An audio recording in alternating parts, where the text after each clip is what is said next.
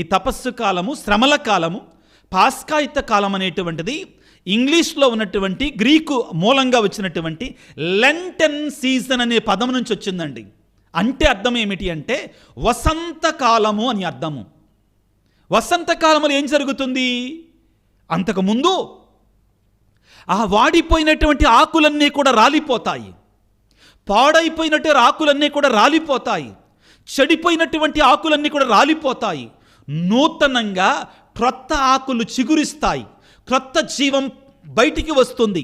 ముఖ్యంగా పాశ్చాత్య దేశాలలో చలికాలం అయిపోయిన తర్వాత ఈ వసంతకాలంలో స్ప్రింగ్ టైం అంటారండి.